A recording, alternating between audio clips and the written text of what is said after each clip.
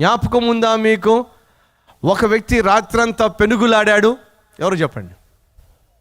ఎవరండి? యాకోబు పెనుగులాడాడు, దేవుడితో పెనుగులాడాడు. దేనికోసం పెనుగులాడాడు?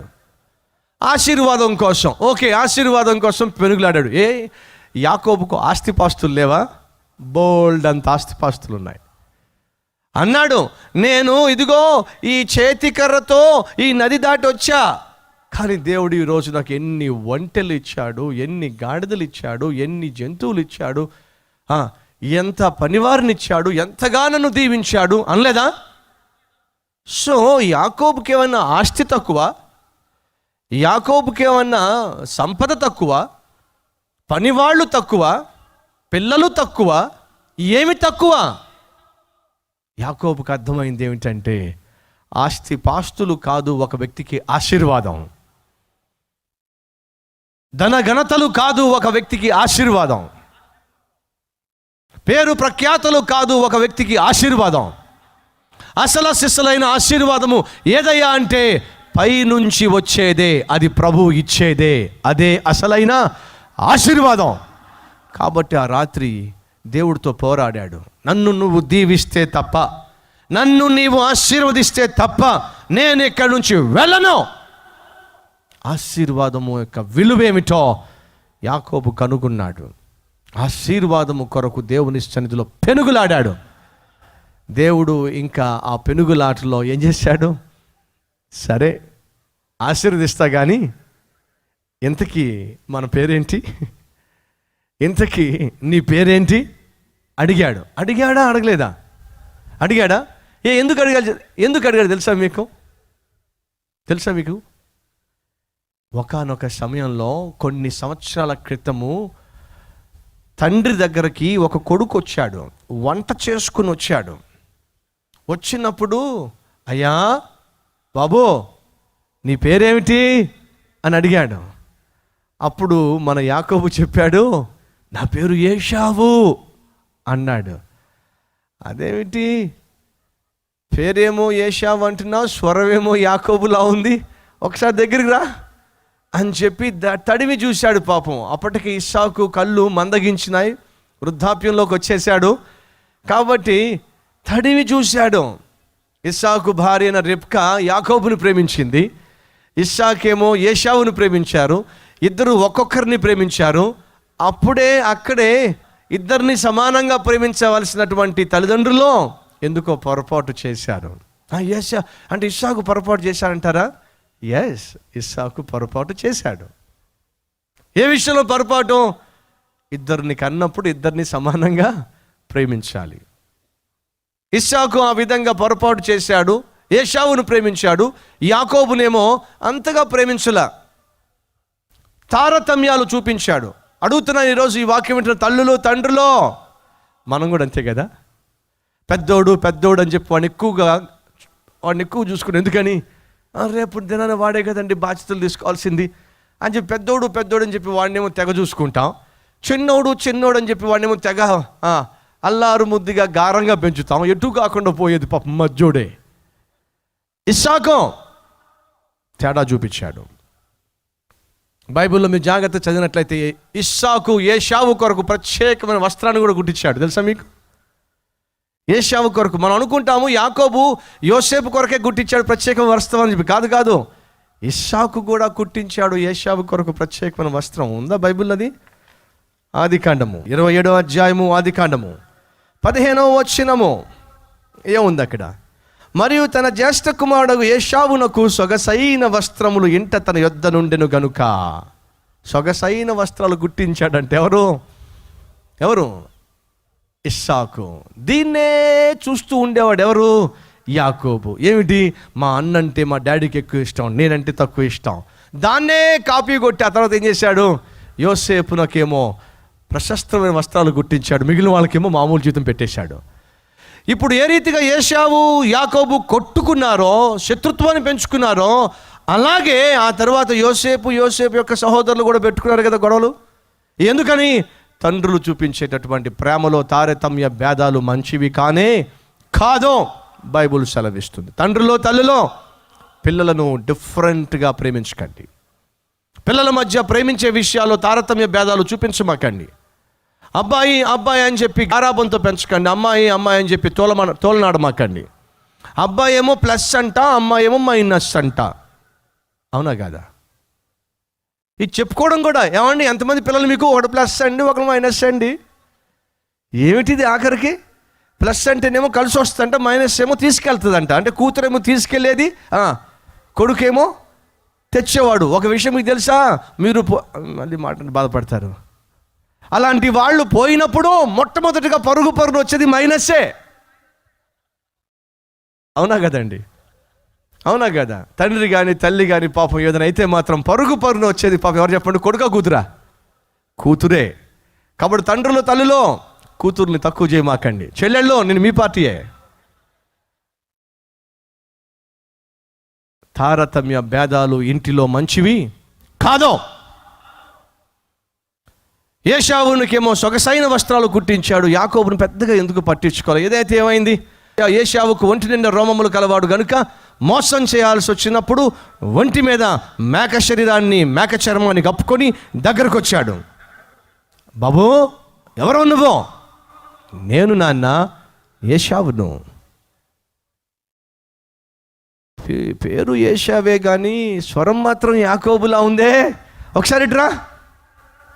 వచ్చాడు, తడివి చూశాడు. చర్మం మాత్రం, శరీరం మాత్రం ఏశావు శరీరమే కానీ స్వరం మాత్రం యాకోబు స్వరము.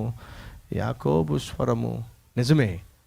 బయట వస్త్రాలు అయితే మార్చగలం కానీ గుండెల్లోంచి వచ్చే కేకను మాత్రం ఈ లోకంలో ఎవడు మార్చలేడు. కొంతమంది క్రైస్తవులు అంతే. మందిరానికి వస్తే అబ్బో పరిశుద్ధమైన వస్త్రాలు, సిస్టరు బ్రదరు ఏం పిలుపులో. స్వరం మార్చేస్తారు, నడక మార్చేస్తారు. అబ్బో ఎంత ఒబ్బిడిగా నడుస్తారో, ఎంత చక్కగా నడుస్తారో, ఎంత చక్కగా కనిపిస్తారో, ఎంత ఆత్మీయులుగా కనిపిస్తారో. అలా కనిపించే వీళ్లకు వాళ్ళ పార్టీ వాళ్ళు కనిపిస్తే చాలు, ఎరా ఇక్కడ దాకా వచ్చావు ఎందుకు నువ్వు? ఆదివారం రావద్దని చెప్పే కదా నీకు. చూసారా? తాగుబోతోడు కనిపించి రేయ్ పదరా వెళ్దామంటే ఇప్పుడు కాదరా నేను ఇప్పుడు రానరా నీతో, ఇది ఆదివారం రా, మేము మా సంఘంలో పెద్దోడు రా, నేను మీ సంఘం నా సంగతి మీకు తెలియదు. ఏమంటే ఏంటంటే వీడు మళ్ళీ సంఘంలో పెద్దంట. బయట తాగుబోతోళ్ళతో తాగేవాడు సంఘంలో పెద్ద, బయట తాగుబోతోడితో తాగేవాడు, తిరుగుబోటుతో తిరిగేవాళ్ళు, పాపిష్టి పనులు చేసేవాళ్ళు మళ్ళీ సంఘంలో ఆత్మీయులంట, భక్తి పరులంట. ఎన్నెన్ని వేషాలు వేస్తున్నారండి ఈరోజు క్రైస్తవ్యం యొక్క ముసుగులో. ఎన్నెన్ని వేషాలు వేస్తున్నారండి ఈరోజు ఆత్మీయ ముసుగులో, ఆత్మ ముసుగులో. జాగ్రత్త. నువ్వు మనుషుల్ని మోసం చేయొచ్చు, నీ చుట్టూ ఉన్న మనస్సులను కూడా మోసం చేయొచ్చు, కానీ పైనుంచి అన్నీ చూస్తున్న దేవుణ్ణి మాత్రం ఏ ఒక్కడు మోసము చేయలేడు. ఆనాడు యాకోబు తండ్రిని మోసం చేశాడు, అన్నను మోసం చేశాడు, వస్త్రాలు మార్చేశాడు, శరీరం యొక్క తత్వాన్ని కూడా, చర్మాన్ని ఏంటంట గొర్రె యొక్క చర్మము మీద వేసుకుని కప్పేసుకుని వచ్చి ఫోజు పెట్టాడు. తండ్రికి డౌట్ వచ్చింది. తడిమి చూస్తే నువ్వు ఏశావులా కనిపిస్తున్నావు కానీ నాకెందుకో తేడా అనిపిస్తుంది. స్వరం మాత్రం యాకోబులాగా ఉంది, ఏమో ఏదో ఇదంతా మాయగా ఉంది అని చెప్పి భోజనం చేసేసాడు. ఏం చేసేసాడు? తండ్రిని మోసం చేసేసి జ్యేష్ఠత్వం కాస్త కాజేసేసాడు. ఇప్పుడు అదే మనిషి కొంతకాలం అయిన తర్వాత దేవుని దగ్గరకు వచ్చి ఏం కావాలంటున్నాడు? ఆశీర్వాదం కావాలంటున్నాడు. ఇదే ఆశీర్వాదాన్ని అంతకుముందు పొందుకోవడానికి ఏం చేశాడు? మోసం చేశాడు. మోసము ద్వారా ఆశీర్వాదం పొందుకున్న వ్యక్తి తండ్రి ఆశీర్వాదం కోసం మోసం చేశాడు. ఎస్, ఈరోజు ఈ వాక్యం వింటున్న నా ప్రియ సహోదరి సహోదరులు, డబ్బు సంపాదించడం కోసం మోసం చేయొచ్చు, ఆస్తిని కాజేయటం కోసం మోసం చేయొచ్చు, అమ్మాయిల జీవితాలతో ఆడడానికి కోసం మోసం చేయొచ్చు, తల్లిని తండ్రిని ఎంతమంది కుమారులు కుమార్తెలు మోసం చేయటల్లా, ఎంతమంది భర్తలు తమ భార్యలను మోసం చేయటంలా, ఎంతమంది భార్యలు తమ భర్తలను మోసం చేయటంలా. ఈరోజు ఎక్కడ చూసినా మనుషులు మోసపూరితమైన జీవితాన్ని జీవిస్తున్నారు, మోసంతోనే నిండిపోయి ఉంటున్నారు. ఎస్, మనుషుల్ని మోసం చేయొచ్చు. తాత్కాలికమైన ఆశీర్వాదం కోసం, తాత్కాలికమైన లాభం కోసం, తాత్కాలికమైనటువంటి సంతోషం కోసం, తాత్కాలికమైనటువంటి సంపాదన కోసం మనుషుల్ని మోసం చేయొచ్చు. అదే చేశాడు యాకోబు. ఆ జ్యేష్ఠత్వం కోసం తండ్రిని మోసం చేశాడు. మోసంతోనే తన జీవితాన్ని గడిపేశాడు. మోసగాడిగానే ముద్రించబడ్డాడు. ఆ తర్వాత మామను మోసం చేశాడు.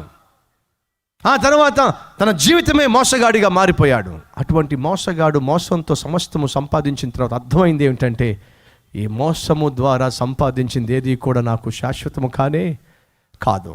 మోసము ద్వారా సంపాదించింది ఏది కూడా నాకు ఆశీర్వాదము కానే కాదు. నాకు ఆశీర్వాదం అంటూ ఏదైనా ఉంది అంటే అది పరలోకంలో ఉన్న దేవుడిచ్చేటటువంటి ఆశీర్వాదము మాత్రమే అనే సత్యానికి వచ్చేశాడు. కాబట్టి ఆ రోజు అనుకున్నాడు, నేను ఈరోజు ఏది సంపాదించినా సంపాదన అంతా కూడా మోసంతోనే సంపాదించాను. ఈరోజు ఈ మాటలు వింటున్న నా ప్రియ సహోదరుడా సహోదరి అడుగుతున్నా, నువ్వు కట్టిన ఇల్లు న్యాయంగా సంపాదించి కట్టిందేనా? నువ్వు కొన్న కారు న్యాయంగా సంపాదించి కొనుక్కున్నదేనా? నువ్వు చేసిన నీ కూతురు పెళ్ళి న్యాయంగా సంపాదించిన దాంతో చేసిన పెళ్ళైనా? నీ బిడ్డలను చదివించింది న్యాయంగా సంపాదించిన దాంతోనే చదివించావా? నీ ఇంటిలో ఉన్న నీ తల్లికో నీ తండ్రికో లేక ఇంట్లో ఉన్న వారికో ఆపరేషన్ చేయించావే, ఆ ఆపరేషన్ చేయించింది కూడా న్యాయంగా సంపాదించిన దాంతోనేనా? కట్టుకున్న వస్త్రాలు కావచ్చు, కొనుక్కున్న బంగారం కావచ్చు, పొందుకున్న ప్లాట్ కావచ్చు, లేక ఫ్లాట్ కావచ్చు, లేదా 2 రకాల స్థలం కావచ్చు, ఏది ఈరోజు నువ్వు కలిగి ఉన్నావో అది నువ్వు న్యాయంగా సంపాదించిందేనా లేక అన్యాయంగా సంపాదించిందా? అన్యాయముగా సంపాదించింది అయితే నీ కష్టంలో అది అక్కరకు రానే రాదు. అది నేను ఏదో ఒక రోజు నాశనం చేస్తుంది. గ్రహించేశాడు యాకోబు, నేను సంపాదించిన ఈ అన్యాయపు ఆశీర్వాదము నన్ను నాశనం చేయకమునిపే అసలైన ఆశీర్వాదం కోసం నన్ను నేను అప్పగించుకోవాలి. మీరందరూ వెళ్ళిపోండి అని చెప్పి భార్యలను పంపించేశాడు, పిల్లలను పంపించేశాడు, సేవకులను పంపించేశాడు, అందరినీ పంపించేశాడు. ఒక్కడు మిగిలిపోయాడు. దేవుని పాదాలు పట్టేసుకున్నాడు. అంటున్నాడు, నువ్వు నన్ను దీవిస్తే తప్ప నేను ఇక్కడి నుంచి వెళ్ళను. ఎందుకని? అర్థమైంది, నేను మోసపూరితంగా సంపాదించింది ఏది కూడా నాకు సంతోషాన్ని ఆనందాన్ని ఇవ్వలేదు, ఇవ్వబోదు. అసలైన సంతోషము, సమాధానము, ఆనందము, ఆరోగ్యము దేంట్లో ఉందంటే నీవు అనుగ్రహించే ఆశీర్వాదంలో ఉంది. నాకు నీ దీవెన ఇస్తావా? నన్ను ఆశీర్వదిస్తావా అని ఆ రోజు యాకోబు దేవుణ్ణి అడిగాడు. ఈరోజు ఈ వాక్యం వింటున్న వారితో సూటిగా ఒక ప్రశ్న వేస్తున్నాను, ఏమనుకోమాకండి. మీలో ఎంతమంది ఈరోజు నన్ను కూడా దేవుడు దీవిస్తే బాగుంటుంది, నా మీద కూడా దేవుడు తన ఆశీర్వాదమును కుమ్మరిస్తే బాగుంటుంది అని నేను ఆశిస్తున్నాను అన్నవారు చేయి చూపిస్తారా? నన్ను కూడా దేవుడు దీవించాలి. Thank you. అయితే ఏం చేయాలి? నిన్ను, నన్ను, మనలను దేవుడు దీవించాలంటే ఏం చేయాలి? యాకోబు ఏం చేశాడు? దీవెన కోసం వచ్చాడు కదూ, యాకోబుని చూశాడు, అడుగుతున్నాడు, నీ పేరు ఏమిటి? ఇదే ప్రశ్న కొన్ని సంవత్సరాల క్రితము తండ్రి వేశాడు. ఇచ్చిన జవాబు మాత్రం మోసపూరితమైంది. అదే ప్రశ్న ఇప్పుడు జీవము కలిగిన దేవుడు వేస్తున్నాడు, నీ పేరు ఏమిటి? అప్పుడు యాకోబు చెప్పాడు, నా పేరు యాకోబు. యాకోబు అనే పేరుకి అర్థం ఏమిటి? మోసగాడు. మనపూర్వకముగా యాకోబు ఒప్పుకున్నాడు, అయ్యా నేను మంచోడిని కాదు, నేను మోసగాడిని. కొన్ని సంవత్సరాల క్రితము తండ్రి దగ్గర ఒప్పుకోలా, మోసముతో జీవించాడు.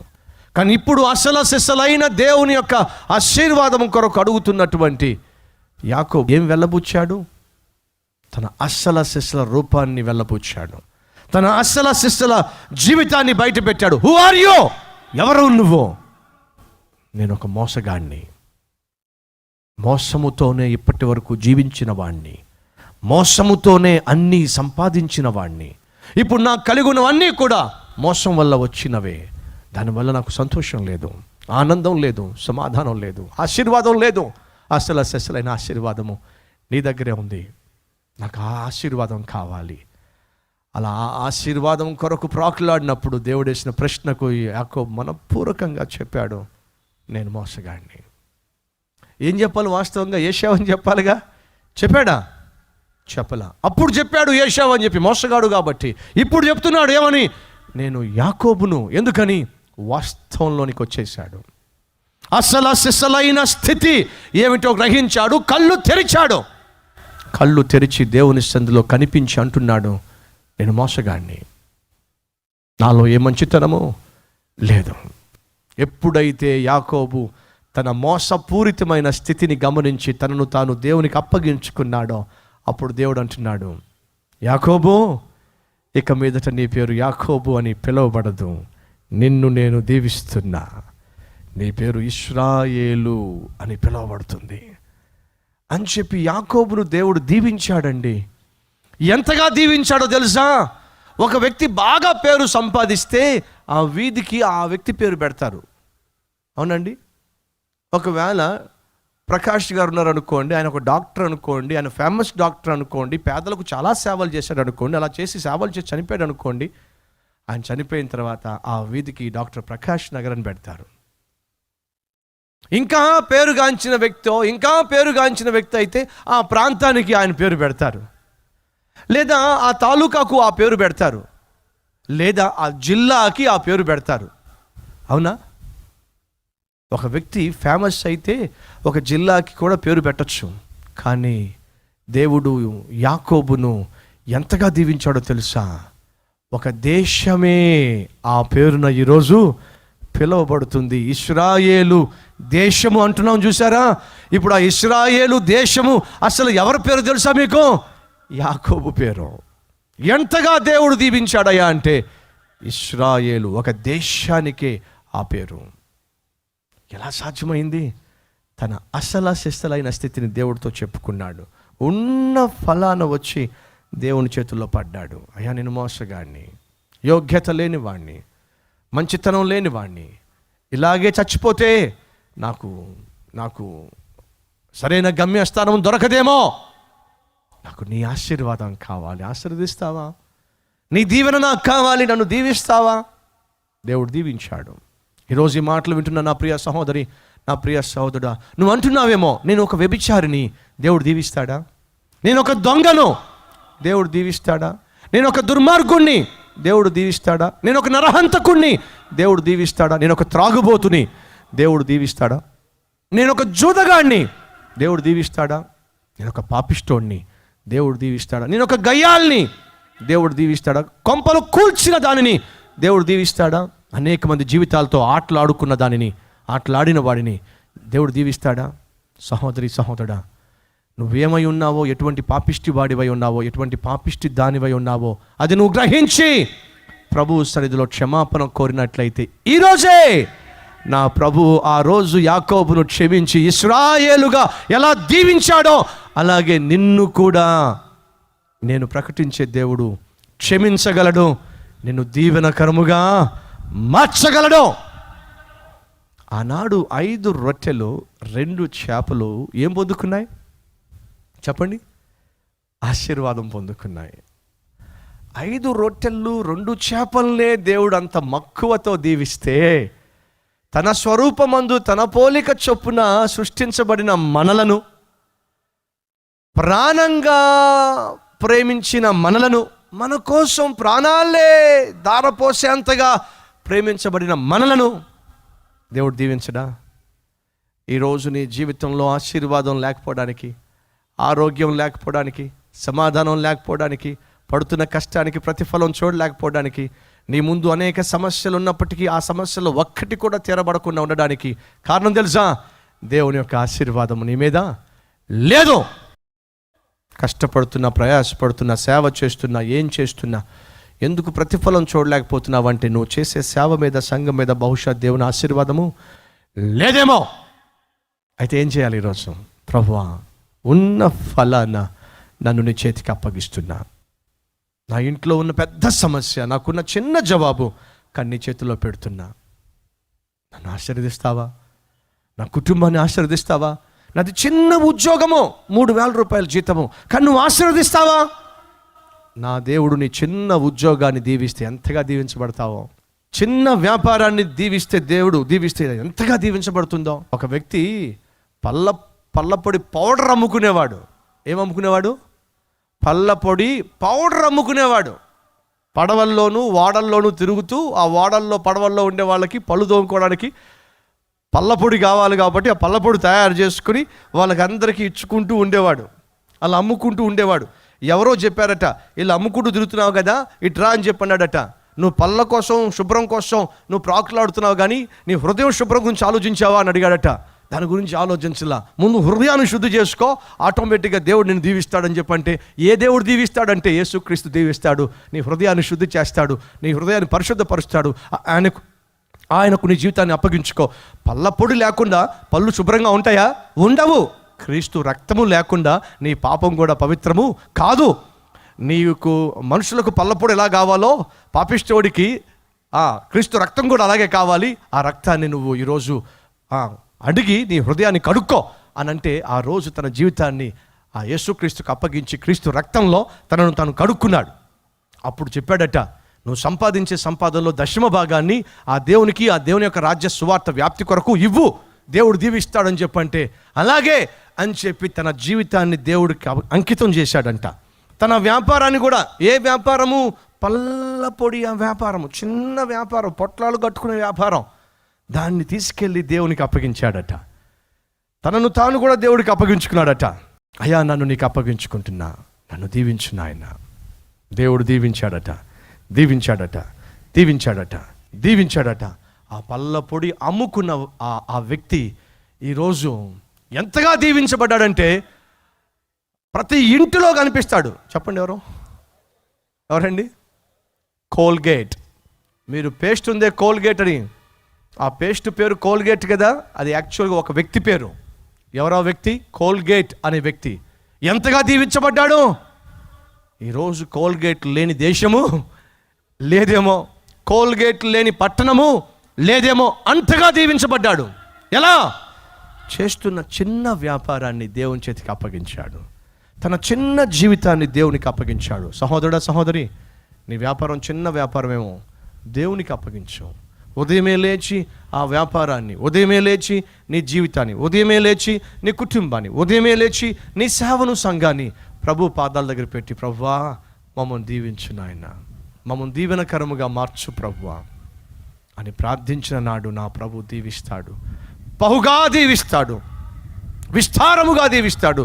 అలా విస్తారంగా నువ్వు దీవించబడాలి అంటే ఏం చేయాలి? నువ్వు ఎవరివో ఈరోజు ప్రభువుకు చెప్పాలి. నువ్వు మోసగాడివా అయితే చెప్పు, ప్రభు నేను మోసగాడిని, ఎన్నో జీవితాలు మోసం చేశా.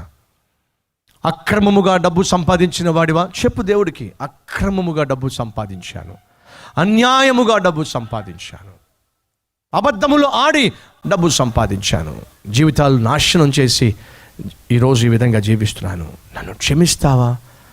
ఆనాడు యాకోబును దేవుడు క్షమించాడు, దీవించాడు. ఈరోజు ఇజ్రాయేల్ అనే దేశము ప్రపంచంలో హై సెక్యూరిటీ కలిగిన దేశం ఏదయ్యా అంటే ఇజ్రాయెల్ దేశం.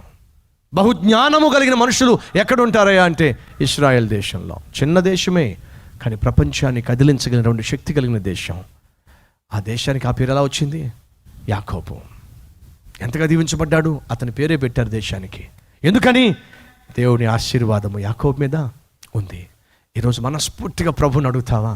నీ జీవితంలో ఎప్పుడూ అడగనంత విధంగా ప్రభుని అడుగుతా, ప్రభు నన్ను కూడా దీవించు నాయన, నేను యాకోబు వంటి వాడిని, నన్ను క్షమించు, నన్ను దీవించు, నా జీవితాన్ని దీవెనకరంగా మార్చు. ప్రార్థన చేద్దామా? మహాపరిశుద్ధుడు అయిన ప్రేమ కలిగిన తండ్రి, నేను మమ్మల్ని ఆశీర్వదించాలంటే ముందుగా మేము ఏమిటో, మా స్థితి ఏమిటో, మేము ఎవరమో నీకు ముందు చెప్పాలి. ఈరోజు ఎందరైతే ప్రభు మనపూర్వకంగా, ప్రభువా నేను మంచివాణ్ణి కాదు, యథార్థత నాలో లేదు, నీతి అసలే లేదు నాయన, మోసగాడిని, మోసములు చేసిన దానిని నన్ను క్షమించు, నువ్వు ఆశించినట్టుగా, నువ్వు కోరుకున్నట్టుగా నేను జీవించలేకపోయా, నన్ను మన్నించు అని ఎందరైతే తమ జీవితంలో చేసిన తప్పులను పాపములను ఒప్పుకుంటూ ఈరోజు ఈ ప్రార్థన చేస్తున్నారో, ఆ ప్రార్థన చేసే ప్రతి ఒక్కరి మీద మీ ప్రత్యేకమైన ఆశీర్వాదము ఇప్పుడే ఈ క్షణమే వారికి అనుగ్రహించి సంఘమును, సేవను, సేవకుణ్ణి, అలాగే వచ్చిన ప్రతి విశ్వాసిని ఆశీర్వాదకరముగా మార్చమని యేసు నామములో వేడుకుంటున్నాము తండ్రి, ఆమెన్.